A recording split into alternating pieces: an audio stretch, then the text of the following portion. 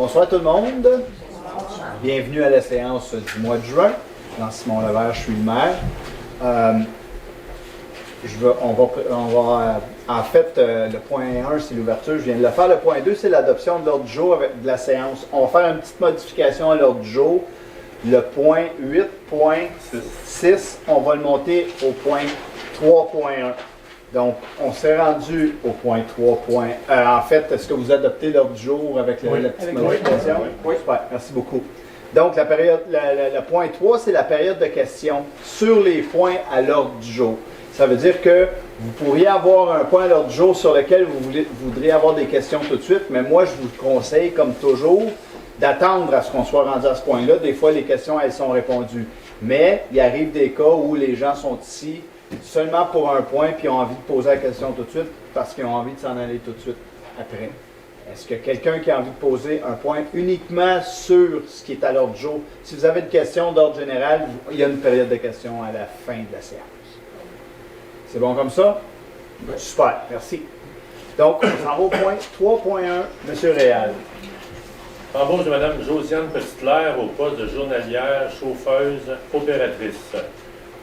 Considérant que le service des travaux publics souhaite combler un poste de journalier, chauffeur, opérateur, considérant que M. Martin Letarte, directeur des services des travaux publics et des services techniques, recommande l'embauche de Mme Josiane Petitclerc pour combler le poste, je propose de procéder à l'embauche de Mme Josiane Petitclerc au poste de journalière, chauffeuse, opératrice à combler le 2 juillet 2024. Les conditions de travail sont fixées conformément à la convention collective. Est-ce que tout le monde est d'accord avec ça? Oui. Un petit mot. Félicitations. Bravo, Josiane. La raison pour laquelle je voulais le passer tout de suite, c'est que ça te donne l'opportunité de t'en aller si tu veux t'en aller, mais tu peux rester si tu as envie de rester. Fait que bienvenue dans la famille. Bienvenue. Le point 4, c'est l'approbation des procès-verbaux. Donc, on a eu 2 séances, une séance régulière le 7 mai, puis on a eu une séance spéciale le 28 mai. On a remis, tous les conseillers ont eu l'occasion de lire les procès-verbaux, mais avant de passer à l'adoption des procès-verbaux, M. Lauzon a une petite déclaration à faire. Oui, j'arrive, c'est 4.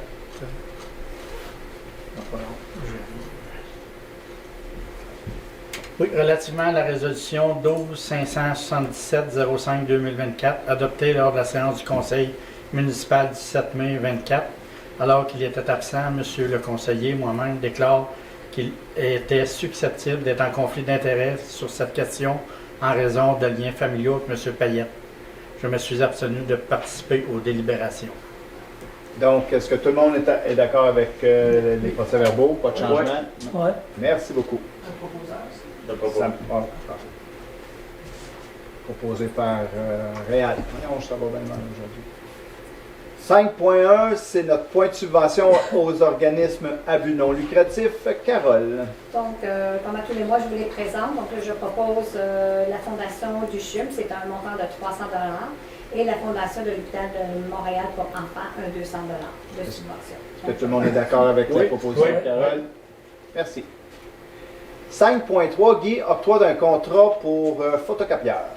Oui, considérant que la municipalité souhaite obtenir un contrat de service avec EBL pour le photocopieur Toshiba 2021 AC pour les ateliers municipaux, je propose d'octroyer à EBL un contrat de service pour le photocopieur pour la période du 3 juin 2024 au 2 juin 2027, soit en tout 5500 copies noires au coût de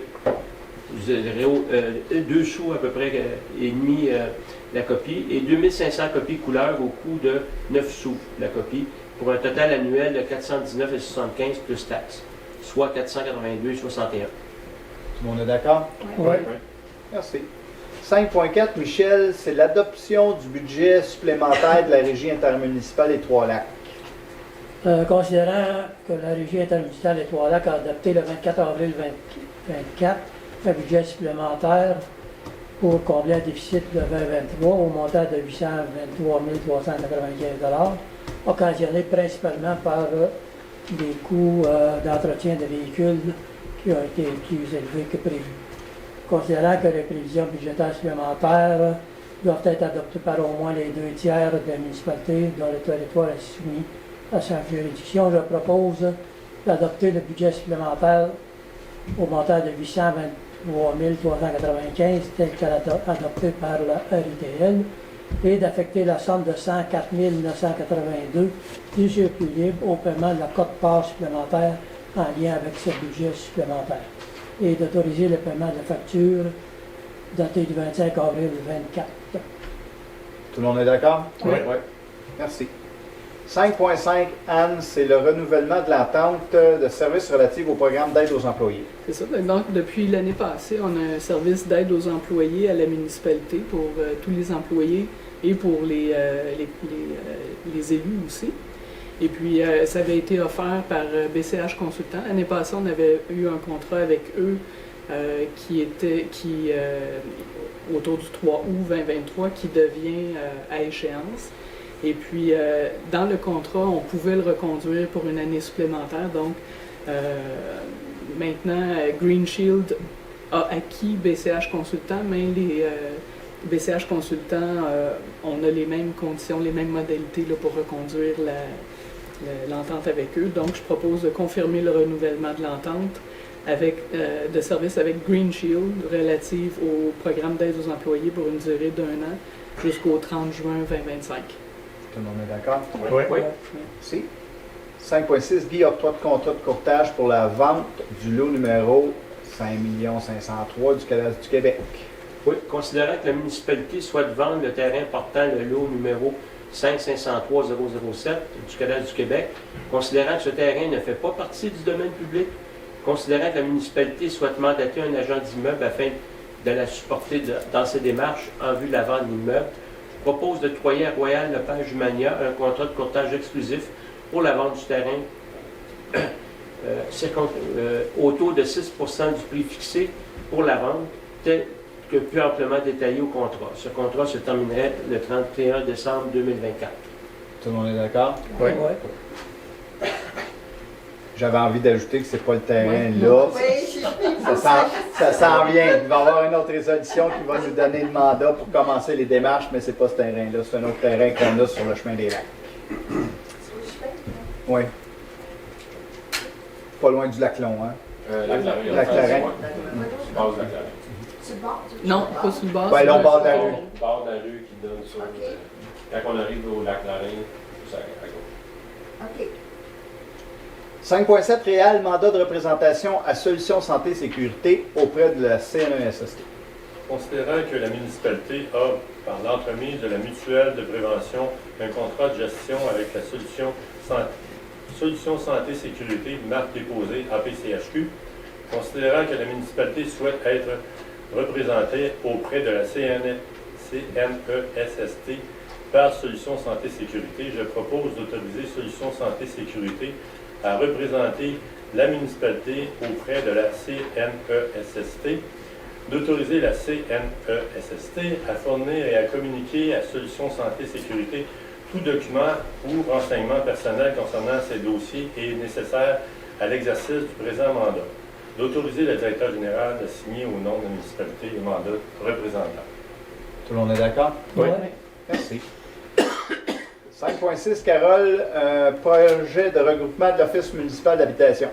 Ouais, selon l'article 58.1.2 de la loi de la Société d'habitation du Québec, le gouvernement peut, par décret, constituer un office municipal d'habitation issu de fusion. Donc, on avait parlé à un certain moment donné qu'on parlait de fusion municipale dans les ONH. Ça va regrouper plusieurs ONH. Donc, on a l'ONH de l'habitation des Laurentides, on a l'habitation des Hautes-Laurentides aussi, l'habitation des Pays d'en haut, celle de Prévost aussi, c'est de Saint-Hippolyte, de Sainte-Sophie, de Saint-Colomban et de Saint-Jérôme. Donc, ça enrobe en fait à peu près une vingtaine de municipalités au total. Donc, c'est ça, je recommande favorablement le regroupement pour la diffusion municipale de l'ONH. Tout le monde est d'accord? Oui. Oui. Merci. Qu'est-ce qu'ils font, ces gens-là? C'est la Société d'habitation du Québec. En fait, c'est tous les logements, les logements comme justement la bâtisse ici. C'est une bâtisse de l'ONH. Donc, c'est tous les logements Les amis? pour les aînés. HLM, ces affaires-là. C'est HLM, là. C'est plus les HLM. Là. Fait que c'est tous des regroupements qui vont faire vraiment. Ils ne nous obligent pas à le faire, mais ils nous forcent un peu la main pour le faire. Fait que c'est ça. En fait, il y a des visées là-dedans, là, c'est d'essayer d'offrir un meilleur service, un meilleur suivi, puis des meilleurs outils pour accompagner dans les rénovations, dans les mouvements, dans l'accueil. Dernièrement, là, nos résidents ici étaient laissés un peu à eux-mêmes. Il y avait des situations qui étaient difficiles, des logements qui avaient besoin de rénovation, puis il y avait pas, on n'était pas capable de trouver la main-d'œuvre, tout ça. Fait que, c'est une des stratégies aussi dans regroupant tout ça, faire en sorte que, oui, ça devient une grosse machine, ça peut être épeurant, mais il demeure que quand tu as une grosse machine, tu es capable d'engager des plombiers, tu es capable d'engager des menuisiers, puis tu es capable après ça de déployer le service. Qu'on le Tous les souhaite. services publics, là. Ben, nous, on paye une partie, là, comme à chaque année, on paye une partie du déficit, puis on nomme ça un organisme public, là.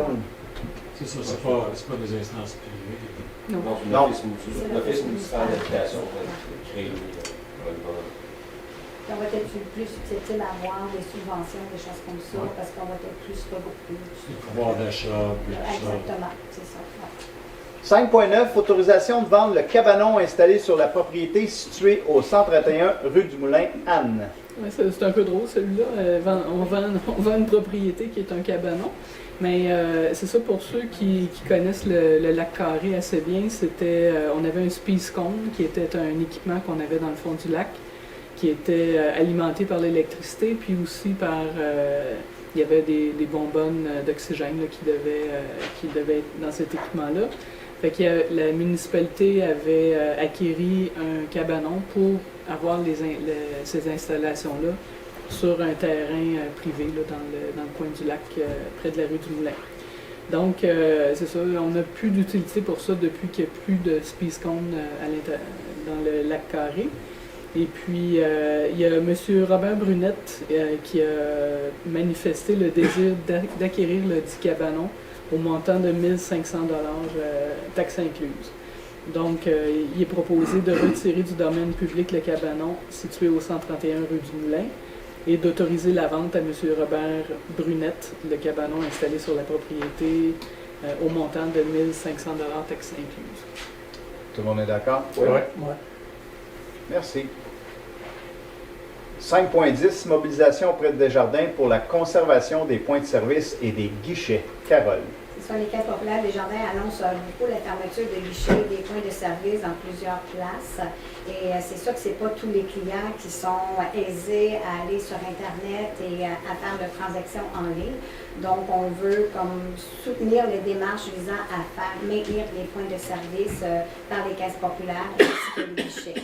Donc, je propose d'appuyer les démarches visant à demander à Desjardins de reconsidérer leur décision quant à la fermeture des guichets au point de service. Est-ce que tout le monde est d'accord? Oui. Juste vous dire, là, on n'a pas reçu de communication qui disent que le point ferme. C'est juste que nous, on veut déjà manifester le fait que pour nous, le point de service est important. Donc, il y a une démarche pour sensibiliser Desjardins, pour informer Desjardins que les points de service sont importants. On appuie cette démarche-là. 5.11, c'est mise en vente du terrain de l'ancienne scierie du Four. Guy. Oui, enfin. Considérant que la municipalité souhaite vendre le terrain situé sur la rue principale à l'entrée principale du périmètre urbain pour fin de développement commercial dans l'objectif de revitaliser le secteur, considérant qu'il s'agit du terrain de l'ancienne scierie du Four, lequel a fait l'objet au cours des dernières années d'une réhabilitation, considérant que la municipalité souhaite recevoir des propositions qui contiendront, outre le prix offert, la description du ou des projets de développement proposés, le tout dans l'objectif de conclure un contrat de vente de gré à gré avec le promoteur qui aura proposé un projet correspondant aux objectifs de la municipalité quant au développement du secteur. Je propose de mettre en vente le terrain de l'ancienne scierie du Four situé sur la rue principale. C'est proposé par Guy. Est-ce que tout le monde est d'accord? Oui. Ouais. On est en train de se construire une séquence. Il va y avoir la mise en vente, puis on va donner un délai pour recevoir des soumissions, pas des soumissions, mais des offres. Puis suite à ça, on va avoir un délai pour y réfléchir. Puis, fait que là, le terrain ne se vendra pas la semaine prochaine. Mais on va se donner le temps de faire ça comme il faut. On considère que, n'étant pas une entreprise de développement immobilier, on va se faire conseiller, puis on ne prendra pas la première décision. On va On va le faire comme il faut. Mais le processus est parti. 5.12. Démission de Mme Joanne Levert de son poste d'adjointe administrative, service des travaux publics. Anne.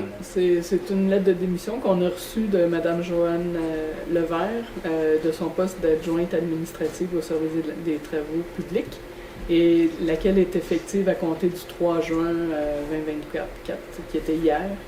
Donc, je propose de prendre acte de la démission de Mme Levert et de lui remettre une lettre de remerciement pour le travail accompli au sein de la municipalité. Tout le monde est d'accord? Oui. Merci. Le point 6, trésorerie réelle 6.1. Le point de jour à l'écran. Félicino.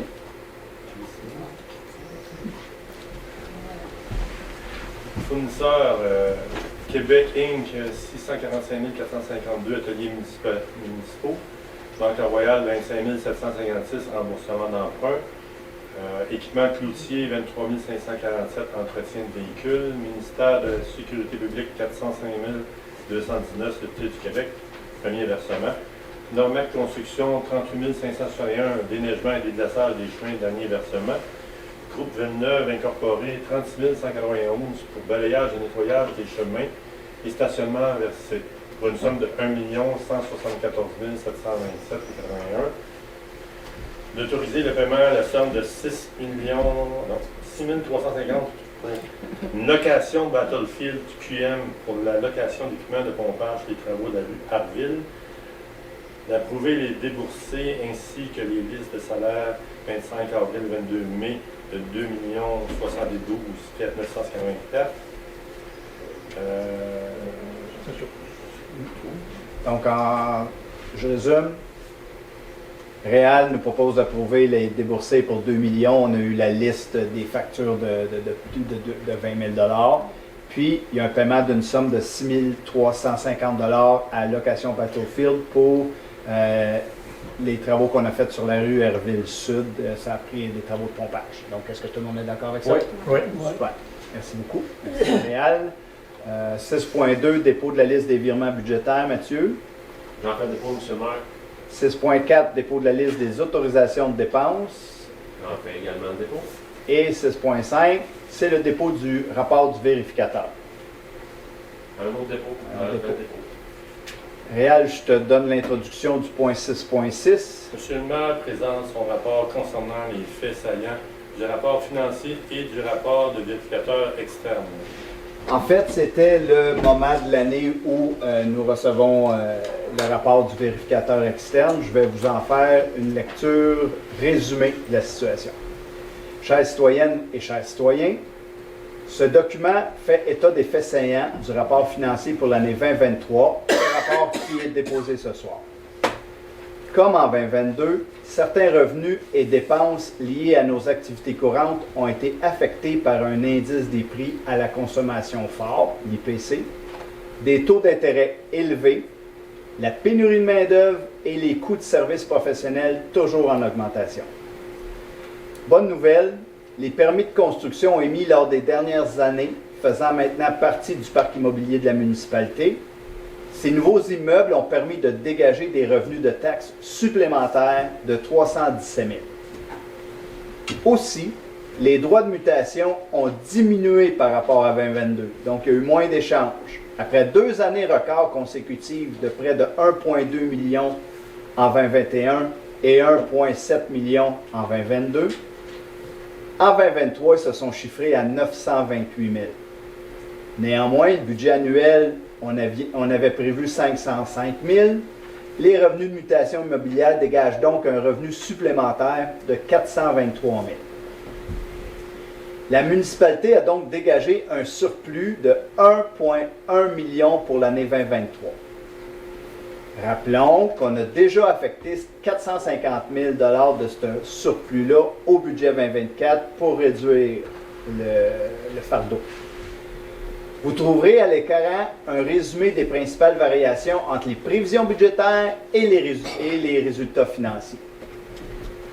Donc, pour les revenus, la municipalité a enregistré des revenus de fonctionnement de 11 252 763, soit 1 090 424 de plus que prévu. Cet écart favorable s'explique par les revenus additionnels de 423 000 en droits de mutation, comme j'ai nommé tantôt, 317 000 en revenus de taxes, 135 500 en intérêts, 92 000 en droits de carrière sablière, 68 000 pour la vente de gravier quand on a aménagé le terrain des ateliers, 55 000 d'autres revenus supplémentaires que divers. Les dépenses. Les dépenses de fonctionnement s'établissent à 9 884 969, soit 533 539 de plus que prévu. Ça s'explique par des dépenses financées par les surplus ou des revenus supplémentaires. Donc, on a eu un surplus de dépenses, mais on est allé les chercher, cet argent-là, par les surplus ou par les revenus supplémentaires. On parle de réparation supplémentaire de véhicules et de machinerie des travaux publics. On se souviendra qu'on n'a pas arrêté d'affecter des sous pour ça. 102 000. 155 000 pour le remplacement des unités d'air climatisées. 191 000 pour des provisions de créances douteuses. Et puis, la réfection des salles de bain de l'Hôtel de Ville nous ont coûté 94 000. Les états financiers présentent des investissements de 8 963 265. 6,4 millions d'investissements pour nos ateliers municipaux. On a fait des investissements sur la rue de la Gare, on a fait les travaux d'aqueduc, on a fait les égouts et on a refait les stationnements, 1,3 million. On a fait plusieurs travaux routiers, 398 000. Nous avons acheté une rétrocaveuse, 260 000. Le vidange des boues des étangs aérés, 357 000. Le parc Gérard Legault nous a coûté 104 000. Et puis, on a acquis un véhicule hybride pour 42 000. Notre situation d'endettement. Le remboursement de la dette s'est chiffré à 985 756 pour l'année 2023. L'endettement net à long terme de la municipalité s'établit à 13 324 259 au 31 décembre 2023, par rapport à 12 803 366 à la même date en 2022.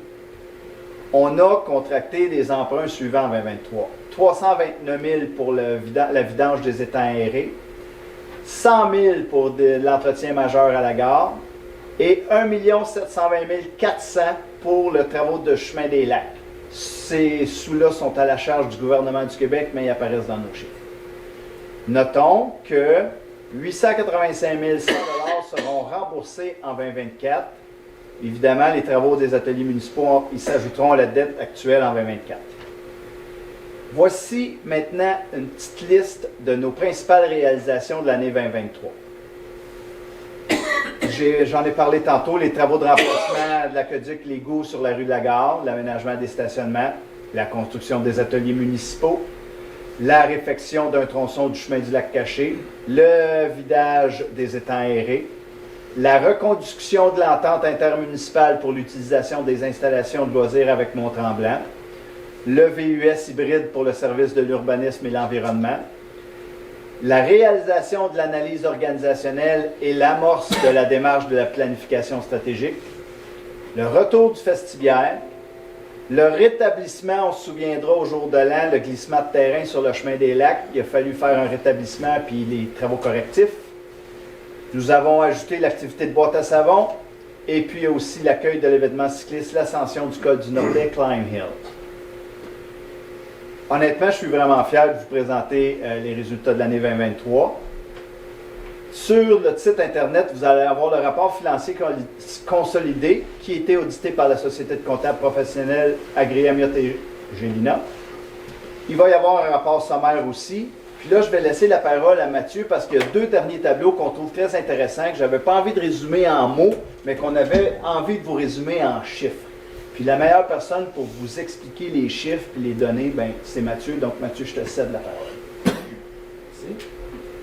Merci, M. le maire. Je commencerai peut-être en remerciant beaucoup le service de la trésorerie. Donc, on a une nouvelle directrice, Yannick Lapointe. C'est elle qui a fait les états financiers cette année avec nos sociétés de comptables. Elle a fait un excellent travail. Donc, je suis bien fier d'elle. Puis, on est content d'avoir ajouté dans nos rangs. Donc, Je vous présente ici, c'est un extrait du profil financier 2023. Ce sont les données 2022 de la municipalité. C'est disponible en ligne. Si jamais vous êtes curieux, vous pouvez aller sur le site du MAMACH puis taper profil financier, puis vous choisissez la municipalité. Donc, ce que ça nous donne, c'est un comparatif avec donc, la première colonne, évidemment, c'est la municipalité. La deuxième, la classe de la population. Ici, on a 3900 habitants. La MRC, la région administrative, soit ici les Laurentides, et tout le Québec. Quand la société de comptables Amnia Gilna est venue présenter les chiffres, il y avait quelques chiffres intéressants qu'ils souhaitaient nous montrer. Puis il y en a un que moi j'aime beaucoup, c'est la valeur comptable nette des immobilisations corporelles sur le coût des immobilisations corporelles. Ce ratio-là, ce que ça dit, c'est si on prend la valeur de tous nos actifs, puis moins son amortissement, puis on le divise par le coût d'acquisition de ces immobilisations-là, mais qu'est-ce que ça nous donne comme ratio? Ça nous donne la vieillesse ou l'âge, ou à quel point nos immobilisations ils sont vieilles. Plus le taux il est haut, ben c'est la logique. T'sais, vous achetez un auto maintenant à vous 100 000, un gros char. Puis, dans le fond, si vous divisez par 100 000, bien, vous avez 100 %. Ça vous donne 100 %. Et dans un an, avoir perdu 10 % de sa valeur, par exemple, donc vous êtes rendu à 90 %, puis ça diminue. On voit que la municipalité a près de 71 % de valeur nette, ce qui est énorme par rapport à tout le reste des statistiques que vous voyez. Classe de population, MRC, région administrative, tout le Québec. Mais plus proche, c'est tout le Québec à 61,6 %. On est à 71. Ce que ça veut dire, c'est que nos infrastructures sont en bonne santé quand même. On investit assez. On va se dire, souvent on a l'impression qu'on n'investit jamais assez parce qu'on n'en voit jamais le bout, mais reste que la valeur de nos actifs est quand même bonne, ils sont en bon état et bien entretenus. L'autre élément, c'est l'endettement, bien souvent qu'on a tendance à regarder, puis on ne s'en cache pas, l'endettement total net à long terme par 100 $ de RFU. La municipalité 1,73, la classe de population 1,78, dans notre MRC 1,26, la région administrative 1,63, on s'y approche, mais tout le Québec 2 $ du 100 $ d'évaluation. Puis ensuite, l'endettement, même chose par unité d'évaluation, puis vous l'avez ensuite par logement. Vous voyez que dans ces ratios-là, c'est sûr que dans notre MRC, avec des municipalités comme Mont-Tremblant qui sont extrêmement riches, c'est sûr que ça nous met dans une position où ça vient débalancer bien souvent ces ratios-là. Mais il reste que quand on se compare avec la classe de population, la région administrative et tout le Québec, bien, on se positionne quand même relativement bien. Évidemment, c'est des données 2022. 2023, on a augmenté un peu notre dette. 2024, M. le maire l'a dit, avec les ateliers, ça va augmenter un peu aussi. Ces chiffres-là sont appelés à varier. Mais c'est quand même des données qui sont intéressantes, je crois, pour montrer que je pense que la municipalité est en une bonne santé financière. Le dernier tableau qu'on avait pour vous, c'était un peu l'état du surplus qui était aux états financiers, là, qui sont dans les états financiers. Un petit comparable entre 2022 et 2023. Si on prend le surplus libre, en 2022, et c'était chiffré à 1,8 million. En 2023, 1,4 million. M. le maire l'a dit, on a affecté beaucoup d'argent, le conseil a affecté beaucoup d'argent dans le budget et ça se reflète dans le surplus affecté. Donc en 2022, il y avait 787 000 de surplus affecté au 31 décembre, alors qu'en 2023, il y en a pour 1,2 million. Quand le surplus est affecté, ça veut dire qu'il est réservé pour des projets. Je donne un exemple, les 450 000 qui est mis dans le budget 2024. On prend aussi en exemple le montant d'Arinol qui a été retourné à la municipalité lors de la dissolution et qui va être utilisé pour acheter, qui a été utilisé pour acheter le camion échelle à la fin de son crédit bail. Donc, c'est des montants importants qui viennent s'ajouter dans le fonds surplus affecté. Il y en a toujours des surplus affectés parce que c'est des projets qui roulent, il y en a en cours. Alors, les réserves financières, c'est des réserves qui sont une autre sorte de fonds qui a été créé, si on peut dire, par règlement. On en a 4 ici. Réserve aqueduc, égout, réserve du lac Colibri, puis aussi une réserve de voirie pour les travaux de voirie. La raison pour laquelle elle a augmenté, c'est qu'en 2023, on pensait faire des travaux de remplacement de ponceau dans le secteur du lac Nantel. Finalement, les travaux n'ont pas pu se réaliser parce qu'il nous manquait des autorisations ministérielles. Donc, ils vont être réalisés cette année en 2024. Donc, c'est pour ça qu'il y a 260 000 de plus. Mais il va disparaître en travaux. Et c'est surtout au niveau des fonds que ça change beaucoup. 2022, 200 000. Et en 2023, 1,3 million. essentiellement, c'est qu'il y a un solde disponible de règlement d'emprunt fermé suite à la confirmation de la subvention pour le terrain. Donc, le solde disponible de règlement d'emprunt fermé, c'est un solde qui devient disponible pour faire d'autres projets en lien avec tous les travaux, qui pourraient être réalisés sur l'ensemble de la municipalité. Ça doit être affecté par règlement. C'est un peu technique et compliqué, mais bon, c'est quand même une bonne nouvelle. Donc, les surplus, 3,275 millions en 2022, 4,6 en 2023. Dans le 1.4, c'est la subvention qu'on a reçue pour, je crois, parler avec lui 2 ans. Oui, dans le 1,3 millions exact. Ouais. C'est ce qui le justifie. 100%. Ouais. Ben, en fait, l'écart, effectivement, c'est 1,1 million. Ah, ok, c'est 1,1. La subvention qu'on a eue pour le terrain en face, c'est environ 1,1 million. Donc, si vous faites la différence entre les deux, c'est 63. Donc, tu fais raison. Considérant que, conformément à l'article 176.2.2 du Code municipal, le Conseil doit déterminer les modalités de diffusion de ce rapport, je propose de procéder à la publication de ce rapport sur le site Internet de la municipalité. Tout le monde est d'accord avec Ouais. ça? Oui. Merci. 6.7, réelle nomination de Mme Yannick Lapointe à titre d'administratrice, j'ai de la misère avec ce mot-là, d'administratrice principale du compte Accès d'affaires. Considérant que la municipalité a, avec la Caisse des Jardins de Montréal, voyons. Je t'ai aidé, C'est hein? ça, là. Je t'ai aidé. OK. Considérant que la municipalité a, avec la Caisse des Jardins de Mont-Tremblant, une convention d'adhésion au service d'accès D à faire. Considérant que l'administrateur principal désigné aux fins d'utilisation du service accès D à faire sont Mathieu Renaud, directeur général, Gilles Bélanger, directeur général adjoint, Danielle Gauthier, directrice générale adjointe. Considérant que Mme Yannick Lapointe est directrice des services de la trésorerie depuis le 6 mars 2023, je propose de désigner également Mme Yannick Lapointe, directrice du service de la trésorerie à titre d'administratrice principale aux fins d'utilisation du service d'accès D à faire et qu'elle soit investie de tous les pouvoirs nécessaires à cette fin. De retirer M. Gilles Bélanger à titre d'administrateur principal désigné aux fins d'utilisation du service accédé à faire. D'autoriser le maire et le directeur général à signer pour et au nom de la municipalité. Tout le monde est d'accord? Oui. Merci. 7.1, Mathieu, c'est le dépôt du certificat attestant de l'approbation par les personnes habiles à voter du règlement numéro 311-2024 décrétant l'acquisition d'une niveleuse et autorisant l'emprunt. J'en fais le dépôt du maire. Oui, merci beaucoup. 8.1, travaux publics. Michel, l'approbation du décompte numéro 3 de Limoges-Fils pour les travaux de réaménagement du parc Gérard-Legault. Considérant que Limoges-Fils a présenté son décompte progressif numéro 3 relatif aux travaux au parc Gérard-Legault au 1er mai 24, lesquels se détaillent comme suit: les travaux exécutés, 85 842 $, des travaux supplémentaires pour 5 146, une retenue de 9 098, pour un total de 81 889, plus TPS plus TVQ pour un grand total de 94 152 $. Considérant la recommandation de Émilie Deville, architecte paysagiste, je propose d'approuver le compte numéro 3 et d'autoriser le paiement à Limoges-Fils de la somme de 80 889 $, plus taxes telles que détaillées au décompte progressif numéro 3. Voyons. Proposé par Michel, tout le monde est d'accord? Oui. Merci. 8.3, Alain, contrat de déneigement et de déglaçage. Oui, considérant que le ministère des Transports offre à la municipalité de conclure un nouveau contrat pour l'année 24-25, incluant une clause de renouvellement pour 2 périodes additionnelles successives de 12 mois.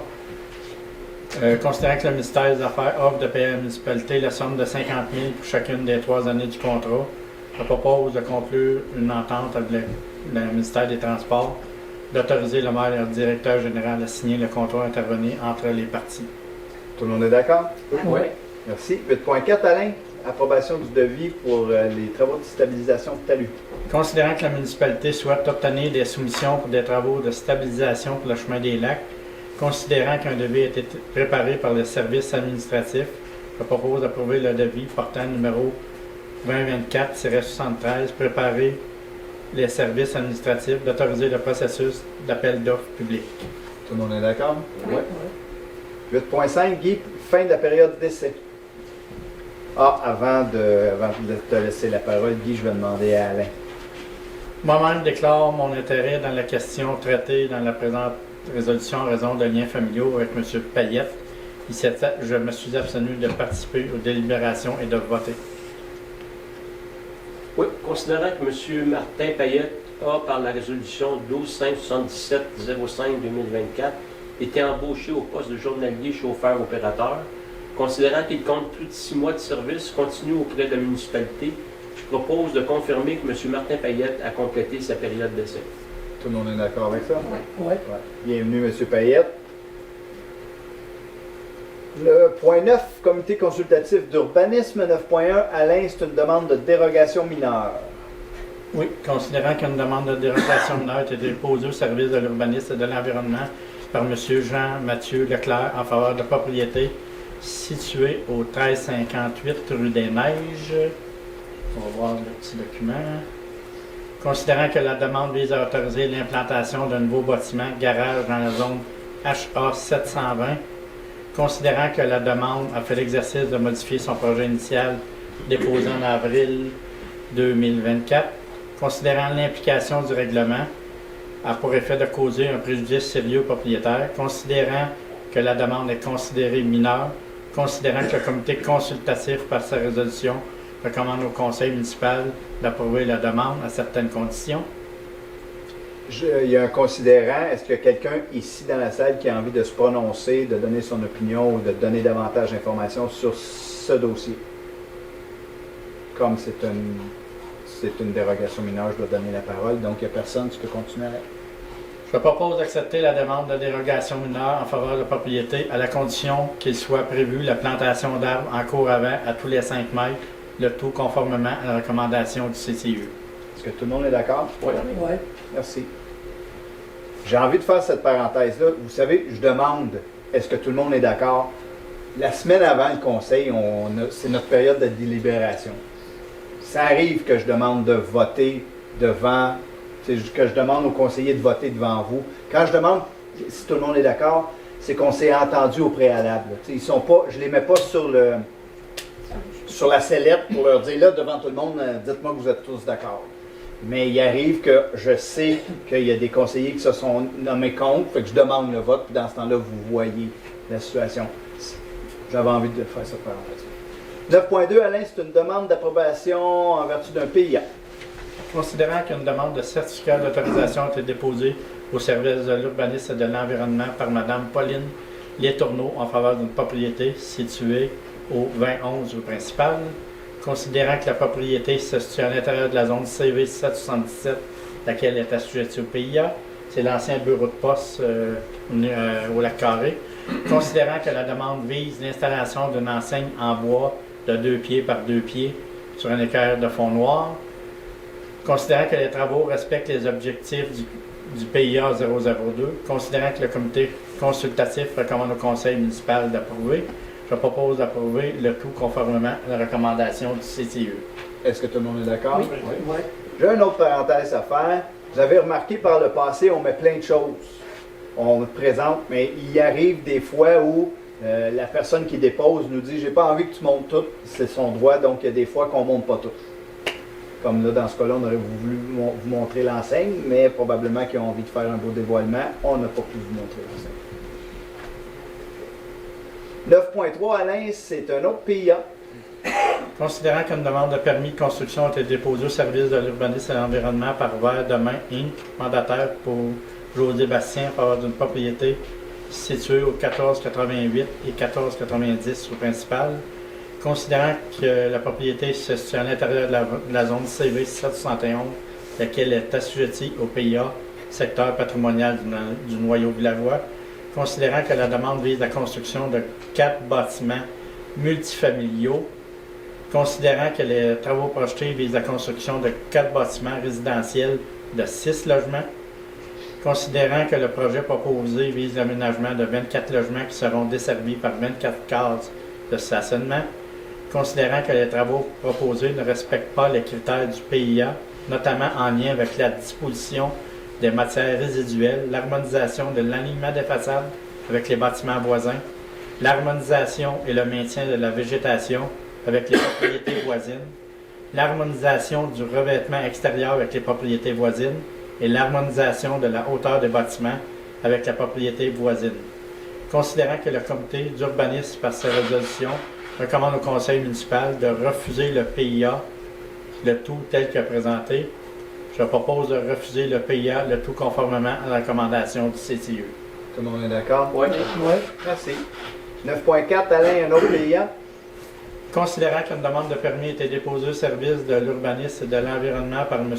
Edin Zumklik en faveur d'une propriété située au 87 rue de l'Église, considérant que les travaux projetés visent l'agrandissement du bâtiment avant, considérant que les travaux proposés ne respectent pas les critères du PIA 002, considérant que le comité consultatif recommande au conseil municipal de refuser le PIA, je propose de refuser le PIA, le tout conformément à la recommandation du CCE.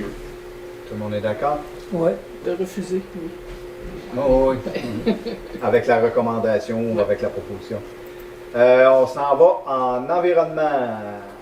Anne 10.1, adoption de règlement régissant la distribution d'objets à usage unique. Oui, donc le gouvernement du Canada, en juin 2022, ont annoncé qu'ils voulaient bannir certains plastiques à usage unique. Donc, ce qu'on fait présentement, c'est qu'on adopte un règlement qui suit un peu les recommandations du gouvernement canadien concernant ces types de plastiques-là. C'est ça. Les mesures prises par la municipalité en lien avec la gestion des matières résiduelles doivent être conformes aux objectifs de la politique québécoise de gestion des matières résiduelles et du plan de gestion des matières résiduelles de la MRC des Laurentides, considérant que la municipalité souhaite réduire le nombre d'objets à usage unique distribués sur son territoire afin de réduire les impacts environnementaux associés à l'utilisation de ces objets.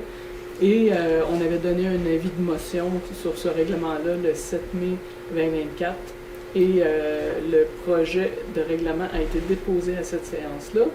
Donc, je propose d'adopter maintenant le règlement 312-2024 régissant la distribution d'objets à usage unique. Est-ce que tout le monde est d'accord? Oui. Merci. 11.1, Anne, c'est l'adoption du règlement qui amende le règlement pour intégrer les orientations visant à atténuer les effets nocifs indésirables des îlots de chaleur. C'est ça. Donc, on veut réduire les îlots de chaleur. Il y a certains îlots de chaleur qui ont été identifiés comme étant assez sérieux dans la municipalité. Il y a deux choses qu'on doit faire. En fait, on doit changer le PIA et on doit changer aussi le règlement. Donc, le 11.1 et le 11.2, dans le fond, c'est par rapport à ce désir-là du Conseil de réduire les îlots de chaleur.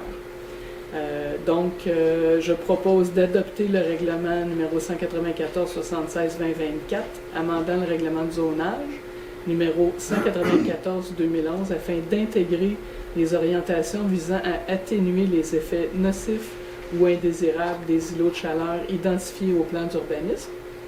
Puis le 11.2, c'est d'adopter le règlement 197-8-2024, amendant le règlement relatif au plan d'implantation et d'intégration architecturale, numéro 197-2011, afin d'intégrer des mesures visant à atténuer les effets nocifs ou indésirables des îlots de chaleur identifiés au plan d'urbanisme. Est-ce que tout le monde est d'accord avec 11.1, 11.2? Oui. Merci. Anne, encore 11.3, mandat pour représenter la municipalité. Donc, considérant qu'une requête en dommages a été intentée contre la municipalité devant la Cour du Québec, division des petites créances dans le dossier numéro 715-32-700-598-242, je propose de mandater M. Jérémy Jourdain, directeur du service d'urbanisme et de l'environnement, pour représenter la municipalité devant la Cour dans le dossier précité. Tout le monde est d'accord? Oui. 11.4, Anne, appui à la création d'aires protégées. Oui, donc on a eu plusieurs demandes en fait de municipalités voisines qui désirent avoir des aires protégées sur leur territoire. C'est sur le territoire de la MRC des Laurentides. Donc, c'est ça, on veut protéger 30% des terres et des océans de la planète d'ici 2030.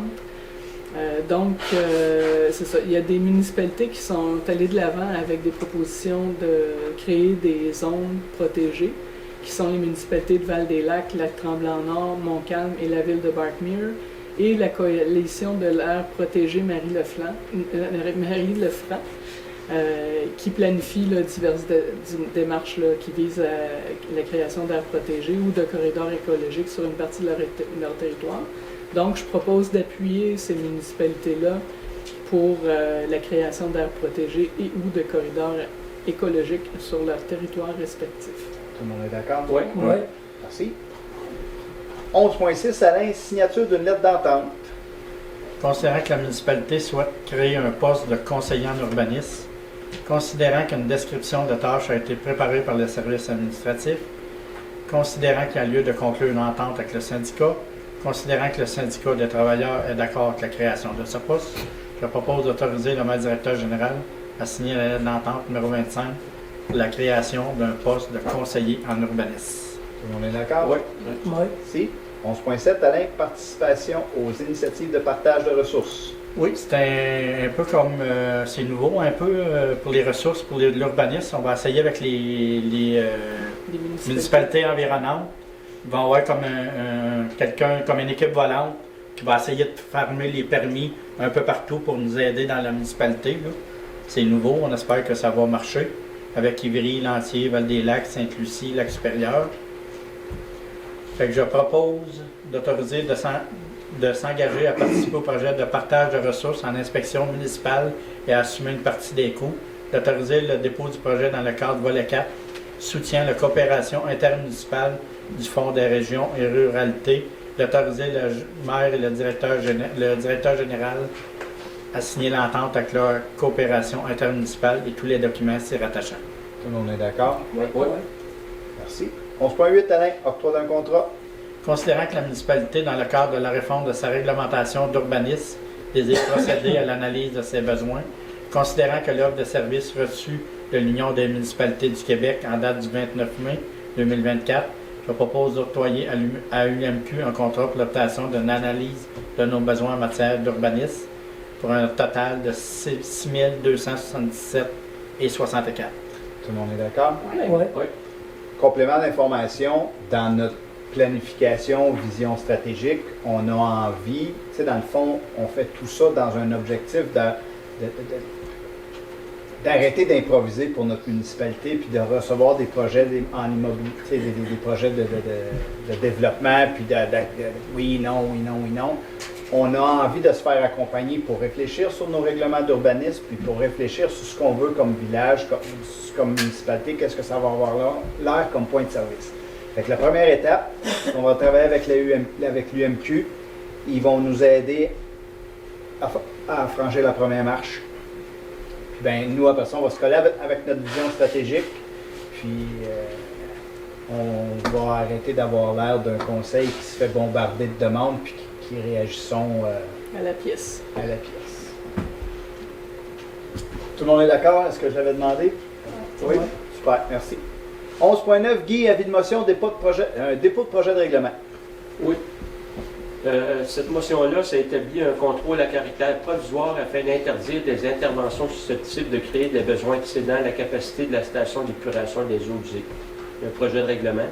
Donc, donne à la présente Assemblée un avis de motion à l'effet que sera présenté une séance subséquente pour adoption règlement numéro 313-2024, établissant un contrôle à caractère provisoire afin d'interdire des interventions susceptibles de créer des besoins excédant la capacité de la station d'épuration des eaux usées et procède au dépôt du projet de règlement 313-2024. Encore un complément d'information. Voyons, la station d'épuration, nos étangs, il faut obtenir une étude quant à la capacité de ces étangs-là de fournir à la demande. Pour l'instant, comme on n'a pas les chiffres, comme on ne sait pas où on est rendu dans le pourcentage de capacité, puis si on a besoin de faire des investissements futurs, on va bloquer toute intervention qui pourrait être susceptible d'ajouter à cette pression-là. Ça veut dire que si quelqu'un nous fait une demande de construction et il se relie à notre système d'égout municipal, si quelqu'un nous dit « moi je veux ajouter une chambre dans ma maison », ça veut dire qu'il y a une personne nouvelle qui va ajouter à la charge de l'usine.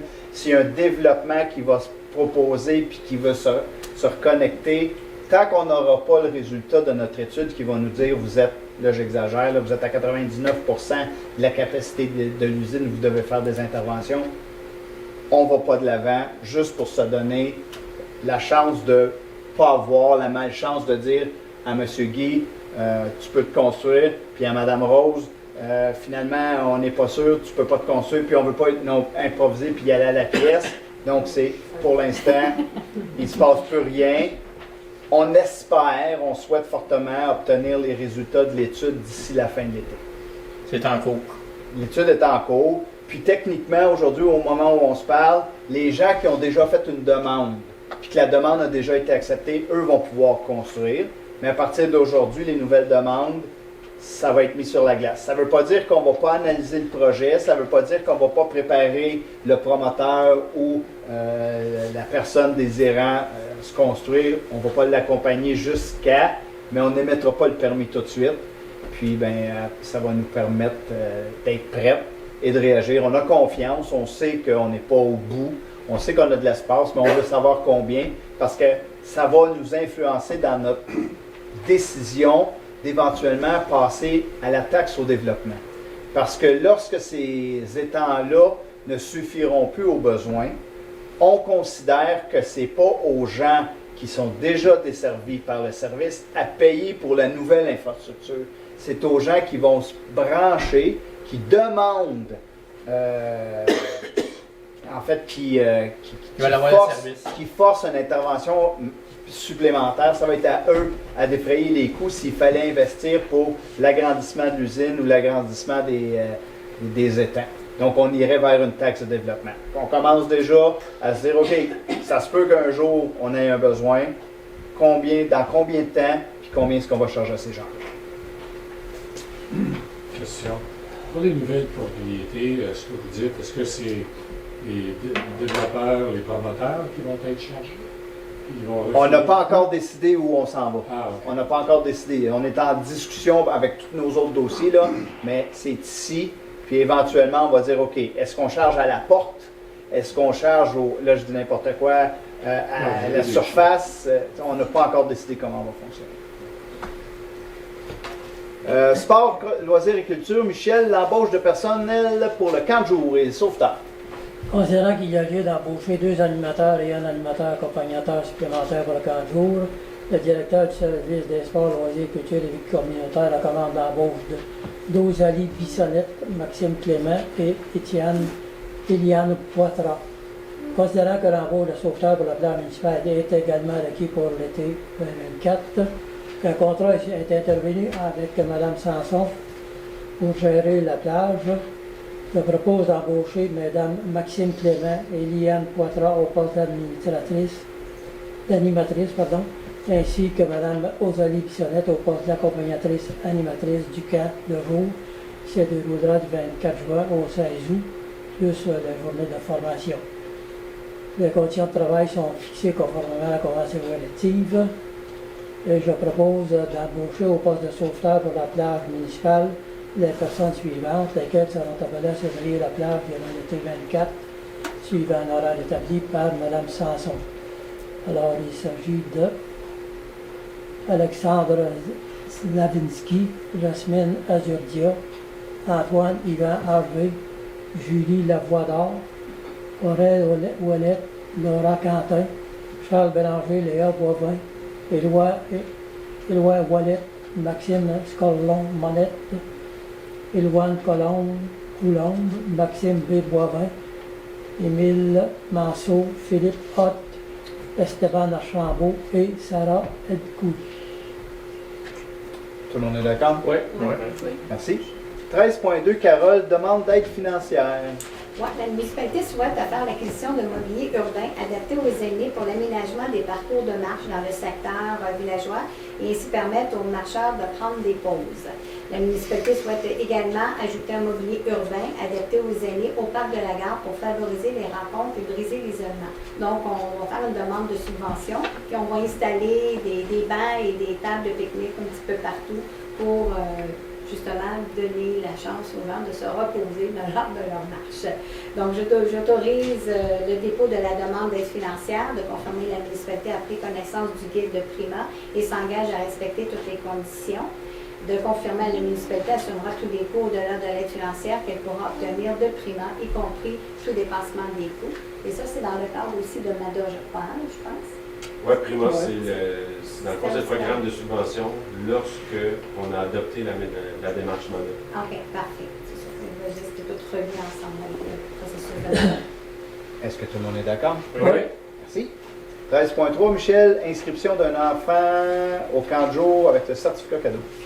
Considérant que la municipalité a offert un certificat cadeau valide pour l'inscription d'un enfant au camp de jour pour la saison 24 dans le cadre d'une campagne de financement de l'école alternative d'Odyssée de Mont-Tremblant, que la personne ayant reçu ce certificat cadeau souhaite procéder à l'inscription de son enfant au camp de jour, le tout sans frais, excluant les services de garde, je propose d'autoriser l'inscription gratuite d'un enfant au camp de jour pour la saison estivale 24, sans service de garde, sur présentation du certificat cadeau original. Tout le monde est d'accord? Oui. Merci. 13.4, Carole, demande d'aide financière. C'est encore une demande d'aide financière pour le rapprochement interculturel par l'organisation et la réalisation d'activités. Que la municipalité souhaite organiser une activité de prestation de percussion lors de la fête du citoyen le 3 août prochain. Donc, de demander à la MRC Laurentide une aide financière de 550 $ pour l'organisation et l'activité. Et d'autoriser M. Christian Lecomte, directeur des services par loisirs, culture et vie communautaire, à signer la demande d'aide financière et à la transmettre à la MRC des Laurentides. Tout le monde est d'accord? Oui. Super. Nous sommes rendus au point 14, c'est le tour de table des membres du conseil. Donc, on a diverses informations à vous donner. Je commence par Guy. Oui, on a reçu un courriel d'Hydro-Québec.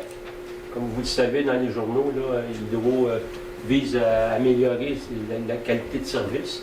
Donc, ce courriel-là disait qu'il y allait beaucoup avoir de travaux d'élagage dans le secteur de la municipalité. Il y a une carte qui est disponible, que vous pouvez accéder sur le site web de la municipalité, qui indique un peu les zones où ils vont travailler. Fait que vous devez vous attendre à avoir des camions d'hydro ou encore des sous-traitants engagés par Hydro pour faire ces travaux d'élagage-là. Merci. Carole. Est-ce que ça va occasionner des coupures? Je pense que pas. À moins qu'un arbre tombe sur les Oui, c'est ça.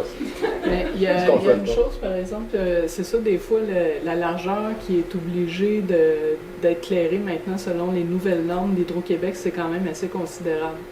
Fait que vous allez voir, il y a des endroits où les arbres ont poussé parce que les arbres n'avaient pas été coupés, mais ça va faire vraiment des tranchées quand même assez larges.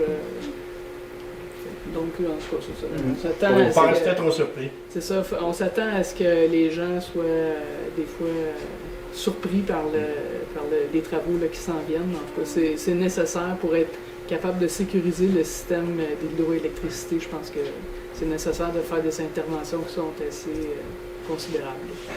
Merci. Carole. Oui, moi je vous parle du Festivial qui est le 5 et le 6 juillet 2024, donc c'est notre 7e édition, dont on a les beaux pamphlets. C'est sur le site web où vous pouvez aller voir toute la programmation. On va avoir pour le vendredi soir de North Fork en spectacle et on va avoir un hommage à Red Hot Chili Pepper. Ça, c'est pour le vendredi. Et le samedi, naturellement, on va avoir Dan Bigra et ses invités avec Marie-Hélène Thibert et Brie Leboeuf. Donc, je vous invite à aller chercher vos billets. Je pense que les billets sont déjà en vente et vous pouvez aller voir toute la programmation sur le site de la municipalité. J'avais aussi un autre point à vous parler, le prix Étoile 2024. La Bibliothèque du Lac se mérite une fois de plus les 5 sceaux, donc la plus haute distinction, pour les qualités de service rendues à la bibliothèque. Donc, je voulais féliciter la bibliothèque et tous les employés la municipalité aussi, parce que ça, je sais tout le monde aussi qui sont... Donc également, la bibliothèque a remporté aussi un coup de cœur du jury, le prix Étoile pour son projet de café biblio. Donc, je les félicite là, pour l'initiative et tout ça. Merci, Carole. Anne. Oui, c'est ça. Je voulais faire un petit retour sur le CCE, le Comité consultatif en environnement. Là. Il y a eu une réunion le 2 mai. La chose la plus importante qui est arrivée au CCE, c'est qu'il y a eu une espèce de... On a fait le ménage dans les plans d'action du CCE. Donc, on a fait 5 catégories, puis sur chacune des 5 catégories, on a regroupé toutes les actions qu'on devait faire là, dans les années qui viennent. Et puis, on a établi aussi des priorités, parce qu'évidemment, on a beaucoup de demandes qui mettent beaucoup de pression sur l'administration. Donc, on a jugé bon de faire un ordre des choses pour dire celui-là, ça, on y tient vraiment, puis celui-là, ben peut-être ça peut attendre un petit peu plus longtemps. Donc, on a fait ça au CCE. Il y a 2 choses aussi qui sont en rapport avec les insectes, les plantes, puis toutes ces choses qui sont à la base de la chaîne alimentaire. C'est qu'on a discuté du défi pissenlit. Donc, évidemment, encourager les gens à ne pas tondre trop tôt au printemps pour s'assurer que les abeilles puissent avoir du pollen pour être capables de survivre. Et puis aussi visant aussi la certification de la ville comme étant amie des monarques. Donc, c'est ça, je n'étais pas à la distribution d'arbres, mais apparemment qu'il y avait des asclépiades là, qui ont été mis. Puis c'est ça, évidemment, les travaux publics qui sont au courant que s'il y a des asclépiades sauvages là, qui poussent un peu partout, ils savent reconnaître la plante, puis quand ils vont passer pour faire le gazon là, sur le bord des chemins, bien, ils vont laisser les talles d'asclépiades. Puis c'est ça, fait que donc on a discuté de ça, fait que c'est des choses qu'on a mis en branle là, pour ce qui s'en vient. On a discuté aussi du dossier Myriophylle aipi, là, qui est surtout présent au lac Carré, puis comment le contrôler. Fait que d'après ce que je comprends, là, il va y avoir une deuxième talle qui va être identifiée. Là. Fait que l'an passé, il y avait des bouées qui avaient marqué la première grosse talle qu'on voit au lac Carré. Cette année, ça va être la deuxième. Fait on évite les gens à essayer d'éviter de circuler dans ces zones-là pour éviter de le propager. Puis aussi, c'est plus facile quand on veut nager. Là, quelqu'un me disait, quand on veut nager, c'est facile de savoir où passer pour pas en avoir. Fait que donc, ça a 2 utilités d'avoir ces zones-là qui sont marquées. Et puis, c'est ça, on a discuté un peu aussi du plan de la vision stratégique de la municipalité. On a abordé le sujet récemment. Donc voilà. Merci. Alain? Oui, moi, c'est au niveau de l'urbanisme. J'aimerais ça qu'on trouve du monde. Ça fait plusieurs fois qu'on met des offres d'emploi, puis on n'a pas, ça fait plusieurs mois, on n'a pas en tout encore reçu aucune candidature. Fait qu'on espère qu'il va en avoir dans le futur pour nous aider, parce que c'est pour ça que les permis sont un peu plus longs à délivrer, puis à les faire le suivi sur les citoyens aussi. Fait que c'est pas parce qu'on veut pas, mais on veut bien engager du monde, mais il n'y a pas personne. Tout le monde en cherche. Merci. Réal? Oui, j'ai été chanceux. On a fait la visite des travaux publics, le garage, les ateliers municipaux. Puis c'est beau, c'est grand, tout est correct, bien fait. Je voulais féliciter la direction qui ont accompagné les travaux publics, tout ça, pour la gestion publique de tout ça, monétaire, puis l'emplacement des choses. Ça a été bien géré. Puis je veux féliciter Martin, Mathieu et compagnie de leur bon travail. Merci. Et nous, on en a Et une chambre aussi. Vous serez invité. Ça va venir. Vous serez invité à l'inauguration au mois de septembre. On va faire la semaine, pendant la semaine des municipalités, on va faire un événement pour lequel vous allez être invité. Parce qu'on attend encore beaucoup des rackings, toutes sortes d'affaires un peu partout qui sont back-order, qui vont arriver bientôt. Fait qu'on n'est pas... au mois de septembre, ça devrait être prêt. On va être en ordre. Michel? Moi, voilà, juste souligner que le parc Gérard Legault est ouvert depuis ce matin. Les jeux d'eau. des journaux, entre autres. Alors, il y aura du monde aujourd'hui. Et puis, rappelez aussi que pour notre course de boîtes à savon, on avait demandé à des gens de fabriquer des boîtes à savon. Alors, s'il y en a qui sont encore intéressés, là, la course a lieu le 3 août. Alors, il est encore temps. Donc, c'est juste un petit rappel là, pour ça. Voilà, M. le maire. Merci. Nous, le 23 mai, le ministère des Affaires municipales et de l'Habitation les gens nous ont invités à une soirée, discussion, forum sur le climat, sur les conditions de travail des élus municipaux. Honnêtement, moi, je suis allé là un peu à reculons, ne sachant pas à quoi je m'exposais.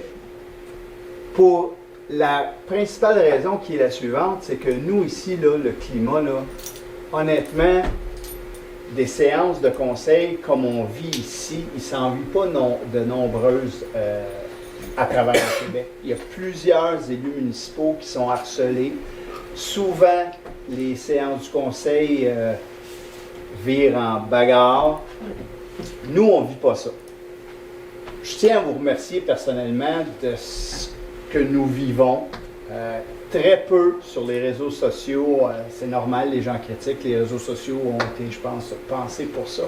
Mais ce que j'ai entendu à cette soirée-là, il y a plusieurs maires, mairesses de notre région qui vivent des situations qui sont horribles.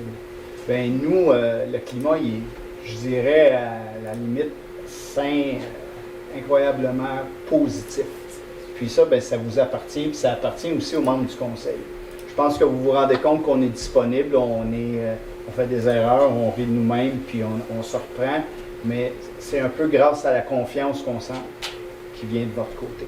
Donc, ça me tentait de faire cette parenthèse-là, puis vous remercier personnellement. Merci beaucoup. Mathieu, avais-tu un point pour le tour de table? Non? Rien spécial pour vous. Merci. Daniel? Super. On serait rendu à la période 15, qui est la période de questions. Donc, si vous avez une question, je vous invite à vous lever, venir au lutrin, vous identifier, posez votre question, on va faire notre possible pour y répondre.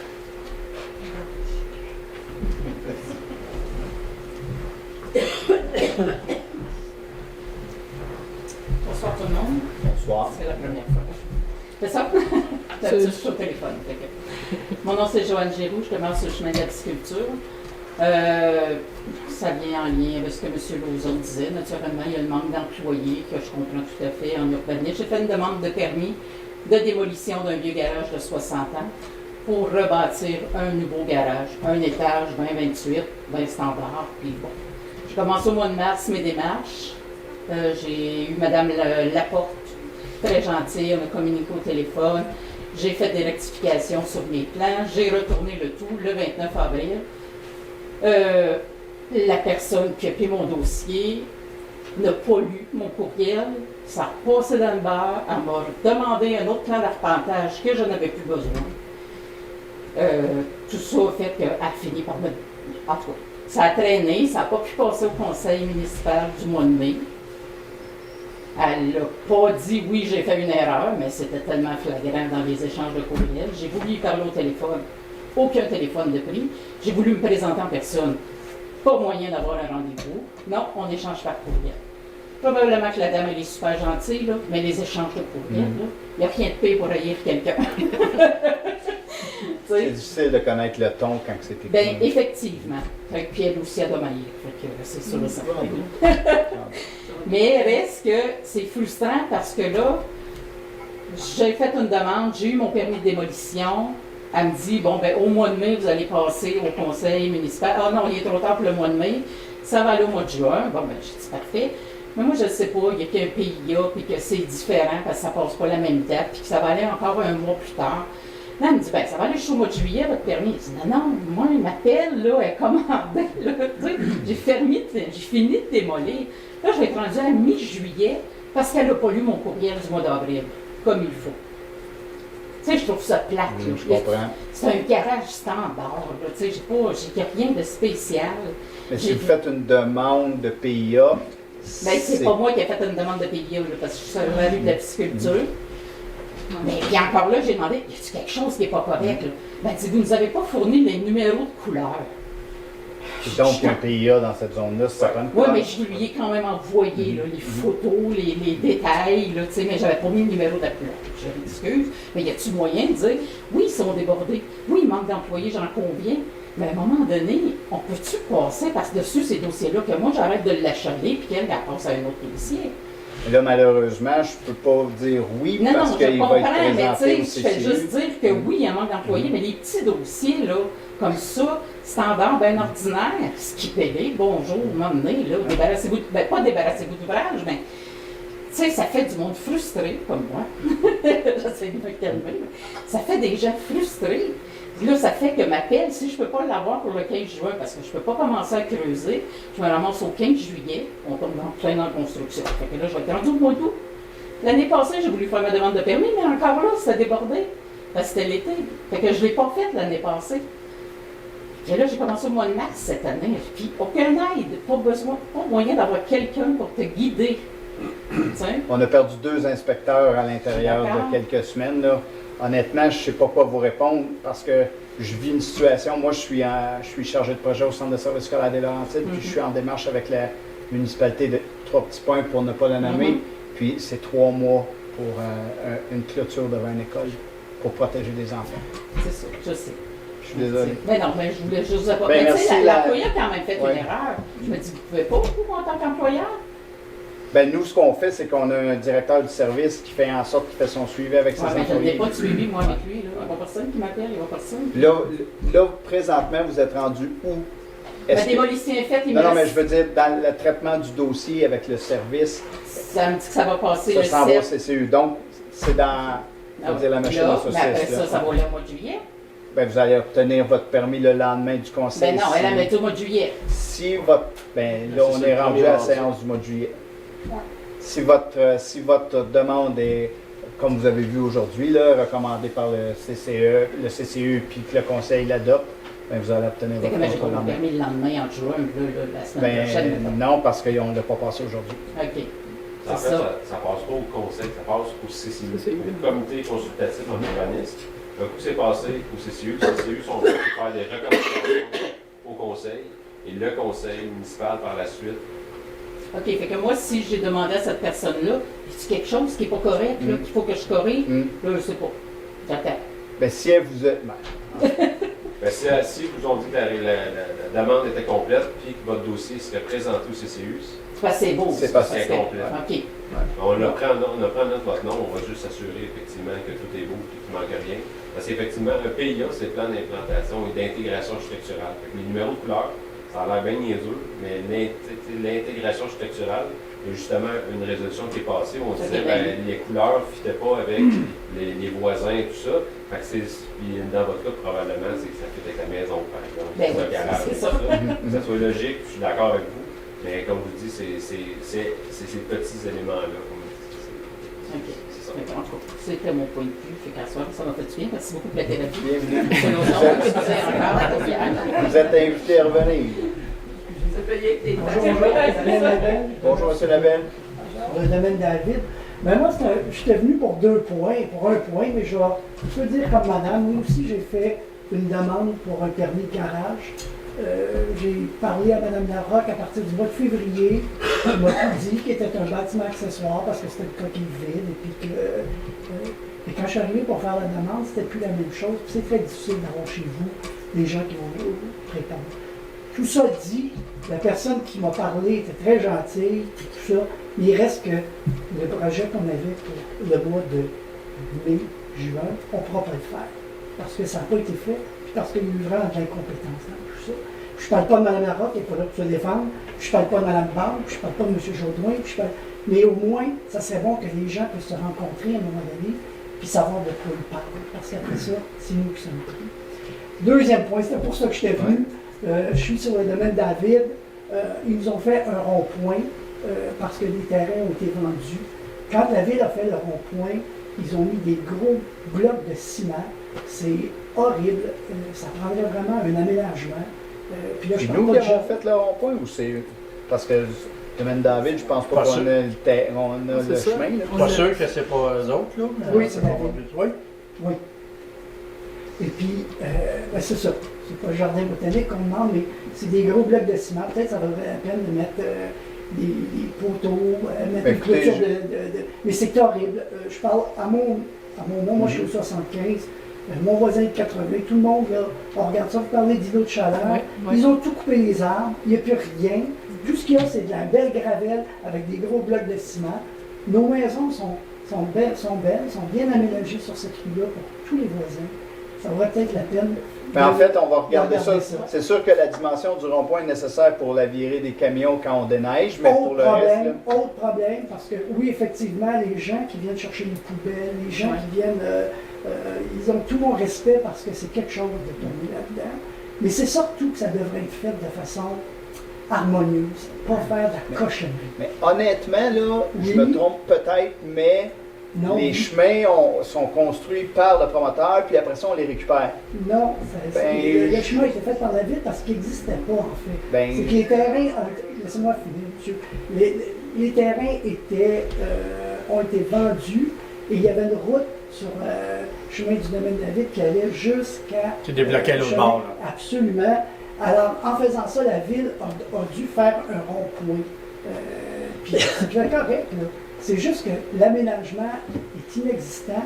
C'est horrible, ça défait l'environnement. on l'a noté, on va faire un suivi. Merci. Bienvenue. Ah, vous vous êtes fait avoir les deux. Moi, Pierre Charlebois. Demain, je suis venu du cheminot. Ça fait 10 ans et demi. Puis, depuis les nouveaux triplex se construits, c'est l'enfer. 4 roues, des véhicules avec des poids de muffler, ça passe vite. La musique à la planche. L'année passée, j'ai fait installer finalement un panneau de 30 km/h. C'est pas respecté. J'ai même demandé aux autres endroits qu'est-ce qui est peinturé. Le 30 km, c'est pas respecté. Je pense que ça prendrait des donnants.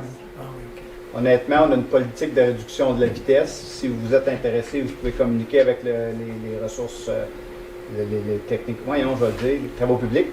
Ils vont vous fournir le document que vous devez remplir pour faire cette demande-là. Vous savez qu'on a un règlement de nuisance aussi qui peut s'appliquer dans ce cas-là.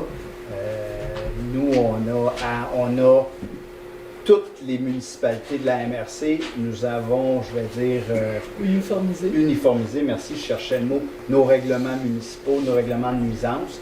Donc, la police peut intervenir, le règlement est le même dans toutes les municipalités. Il y a un règlement. Donc, si vous appelez la police au moment où votre voisin ne respecte pas, chercher le mot, ne respecte pas le règlement, il y a une intervention possible à faire. Oui, l'année passée, j'ai pris des photos avec la plaque du 4 roues qui se promène. J'ai été à la Sûreté du Québec. Ils ont pas émettre une contravention, oui, mais par contre, s'ils contestent, il va falloir que tu ailles en cours. Ouais. C'est pas recommandé. Même le gars, il est venu cogner à la porte chez moi. Honnêtement, moi, là, la réponse facile que je peux vous donner, parce que je suis un arbitre au hockey, là, c'est quand on fait quelque chose, il faut assumer. Si vous voulez faire une plainte, vous devez assumer le fait que vous faites la plainte. Vous ne pouvez pas faire une plainte anonyme puis dire ben je m'en défais de cette plainte-là. C'est sûr et certain que si la personne conteste et vous avez fait une plainte, il faut que vous alliez au bout de votre démarche. Qu'est-ce que vous pensez des dos d'âme? Honnêtement, on n'est pas favorable aux dos d'âne. Parce que à Saint-Agathe, autour du lac, là, il y a des dos d'âme. Le charrue, ça ne dérange pas. Ben, nous, on n'est pas favorable parce que les voisins, les gens où les dos d'âne sont installés, les gens, le terrain devant le dos d'âne, c'est très dérangeant. Qui viennent d'installer là, va chez moi, puis ça ne dérange pas. Il y a beaucoup de places qui demandent de les enlever parce que là, le monde, il break sec, puis après, il repart en fou. Mais, comme je vous dis, à Saint-Agathe, les dos d'âme sont très bien faits. Je vous invite à communiquer avec les TP, regarder notre politique de demande de réduction de vitesse. Puis là, c'est une démarche que vous faites avec vos voisins. Puis si tous les voisins sont favorables à X, bien là, nous, après ça, le conseil, on se penche, puis on réfléchit. Mais je vous le dis, depuis que cette politique-là existe, il n'y a aucune personne qui qui faut que je communique? OTP ou c'est sur le site internet, je pense, même. Travaux publics. Quelqu'un Ça va peut m'aider public. sur le Travaux web, publics. juste que j'ai le dessus du site? S'il vous plaît? Un bon papier, on va être long de même, le chemin, mais... Ouais, ça ne me dérange pas. Bon, je peux prendre vos coordonnées, vous l'envoyer par courriel. Puis ça, OK. On va faire ça après faire des questions. OK. Ok, c'est bien. Merci. Bienvenue.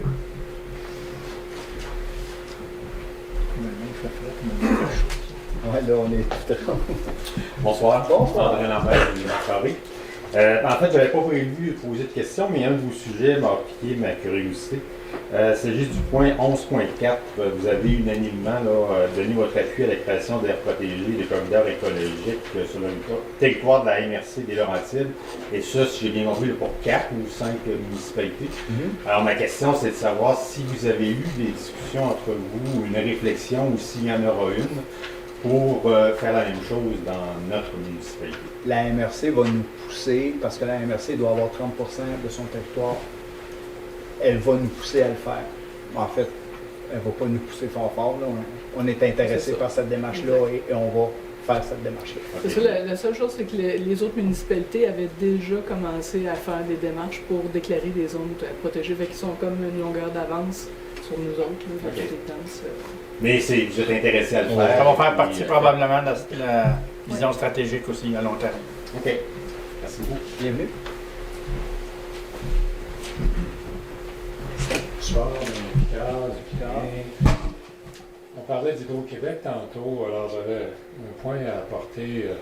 Plusieurs des concitoyens là, autour du lac, on se rencontre, puis on parlait du travail d'Hydro-Québec qu'ils ont fait l'année passée, élaguer les arbres, puis on comprend le pourquoi en arrière de tout ça, mais c'est juste quand on regarde certains résultat. terrains, c'est assez dévastateur ce qu'ils ont fait.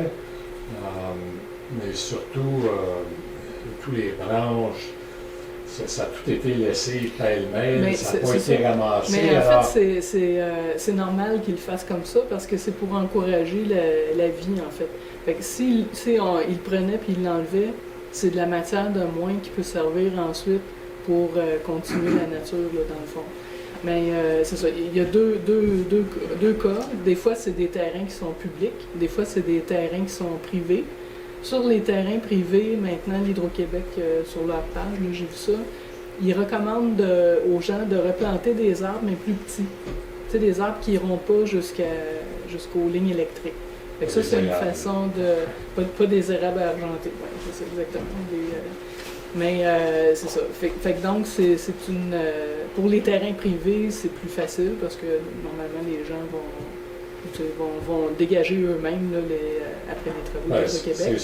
Mais sur les terres, c'est ça. Mais sur les terrains de l'Hydro-Québec, ben, pas de l'Hydro-Québec, mais en fait sur les terrains publics, la norme, c'est vraiment de laisser le bois sur place. c'est leur raison. C'est leur façon. C'est une façon écologique, en fait. C'est une raison écologique. Avant, ils ramassaient tout. Là, c'est différent. C'est quasiment tout là. C'est ça, dans Parce une que autre ça époque, sert- il me semble que... C'est ça. Ils ramassaient automatiquement. Exact. Fait que c'est vrai que ça... Mais je suis d'accord avec vous que ça... Au coup les d'œil, premières c'est années, pas au bien coup d'œil, beau c'est des pas places. très joli. Non, Ouais, vous ça avez- va pousser rapidement, mais quand même. Mais c'est vrai que c'est... C'est un gros changement par rapport à ce qu'on était habitué. C'est ça. Absolument. Mais on a moins de temps d'électricité. Il y a- C'est l'objectif. C'est l'objectif. C'est le but. On a eu une situation à la Clarin, juste en fin de semaine passée. On a reçu une communication, le niveau d'eau était très haut au lac. Puis, première fois qu'on a vu ça, l'eau montait par-dessus les quais. Puis, un concitoyen qui est allé voir l'endroit du lac, puis les castors sont venus créer un barrage. Ils font de bonne job. Le niveau d'eau a augmenté considérablement. Alors, on a été un peu, là, bon, mais qui fait quoi, comment on règle ce problème-là? Alors, on a appelé la ville, puis on a eu un peu, je pense qu'ils sont présentés. Mais ma question ce soir, les lacs, est-ce que ça fait partie de comme une rue ou quand on a un problème comme ça, est-ce que c'est la ville qui est responsable? Ben, moi, j'ai tendance à répondre oui. Non, mais je peux faire, ouais, c'est ça, mais je peux faire une nuance, par exemple, c'est que le contrôle des castors, ça va se faire uniquement quand il y a des dommages sur les infrastructures ou un risque sur les infrastructures. C'était ça le point. Là. Oui, c'est ça. Ouais, fait que c'est effectivement, quand il y a un risque sur les infrastructures municipales, faut agir, ou on a la permission d'intervenir au niveau de la faune. Et pas seulement les installations privées, là, les citoyens, c'est ça? En fait, c'est tout ce qui concerne le danger pour soit les maisons, par exemple. Si un barrage cède, des fois, ça peut être dangereux pour des maisons. Ou si l'eau est accumulée en amont, des fois, ça peut être dangereux pour les fosses septiques. Là, je donne un exemple comme ça. Ou quel chemin parte. Ou quel chemin parte, c'est ça. Fait que ça peut être des infrastructures municipales ou ça peut être des infrastructures privées. Soit on a les cabanons directement sur le lac, là, qui ont été bâtis autrefois. Alors ceux-là, personne n'est parti de Montréal, il était assez inquiet.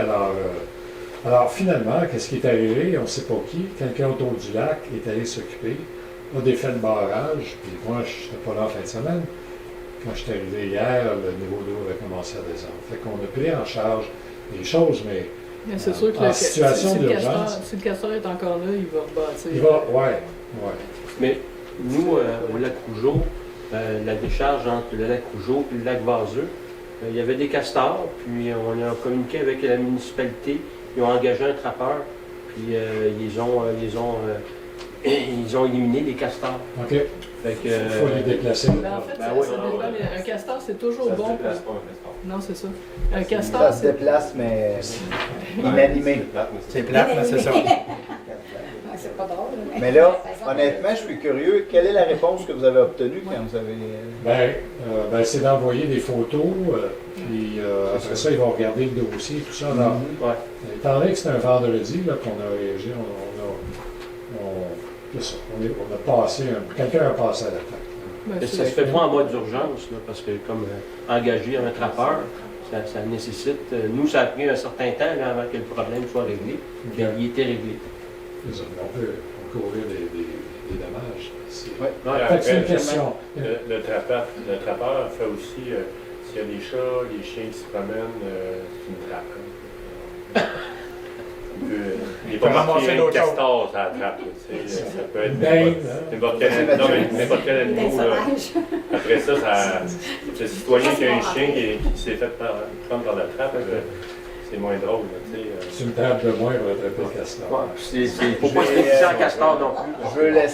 On va laisser la parole à Mathieu, notre directeur général. Il y a une intervention à faire. La seule mise en gage, je donnerais, c'est quelqu'un qui décide d'aller défaire un barrage de castor. Puis c'est la première fois qu'il fait ça, puis qui pense qu'il ne le défait pas ou qu'il le défait comme il faut. S'il le défait mal, ça peut avoir des conséquences assez graves sur tout ce qui est en aval. Parce que s'il le défait trop vite, j'ai déjà vécu ça. C'était un employé municipal, puis il en avait enlevé un peu trop finalement, puis le barrage s'est lavé. Exact. Fait que si l'eau part tout d'un coup trop vite, ça peut faire du dommage. Fait que peut-être sensibiliser, je ne sais pas si vous savez c'est qui a fait ça, mais. Non, on va faire des recherches. Parce que nous, c'est sûr que la municipalité, on fait trapper, mais si le barrage est justement trop haut, on défait le barrage, mais on a un peu plus l'habitude de le faire.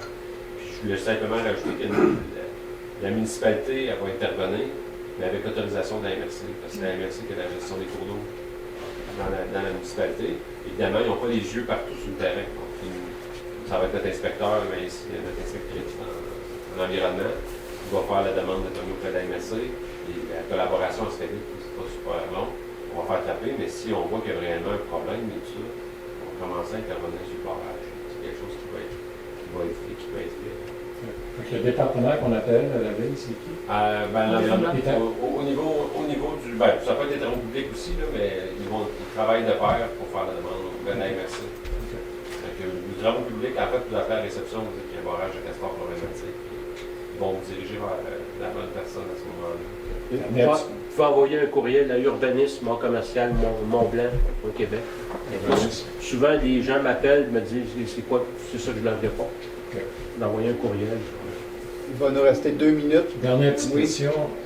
On a fait, pour la surveillance des lacs, l'évaluation, la qualité des lacs, est-ce qu'il y a des analyses faites toujours, cette année? à chaque année, oui.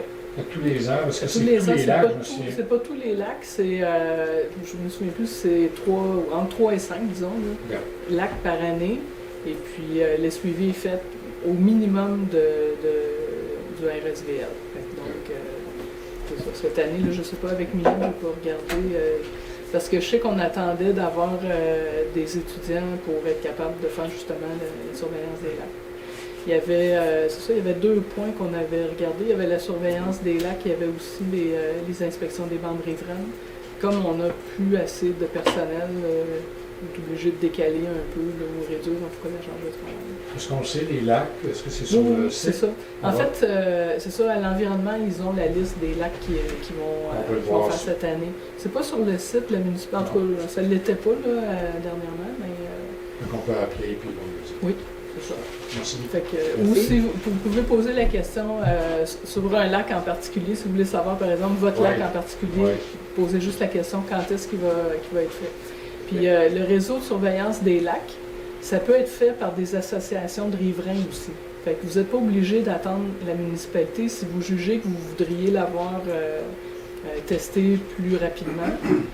C'est possible de le faire avec des associations de citoyens. C'est sûr que ça coûte quelque chose, par exemple, c'est pas gratuit, mais si ça vous inquiète ou vous voudriez avoir l'évolution de votre lac en particulier. Je pense que c'est fait tous les 3 ans, 2 ans. Ça dépend, c'est sur 3 ans consécutifs, puis après ça, il y a une période de, ça peut être 5 ans, je pense. Mais il y a toujours un minimum qui doit être fait, par exemple. Il y a tout le temps la transparence, il faut qu'elle soit faite à chaque année. Ça, c'est le minimum là, qui doit être fait à chaque année. Merci. Est-ce qu'on a d'autres questions? On a atteint 9 heures, mais... Super. J'ai besoin de quelqu'un pour proposer la levée de la séance. Je propose. On propose. Proposé par Mme Letourneau, tout le monde est d'accord? Oui, merci beaucoup. Bonne soirée. Je vous souhaite un bon retour à la maison. Merci beaucoup.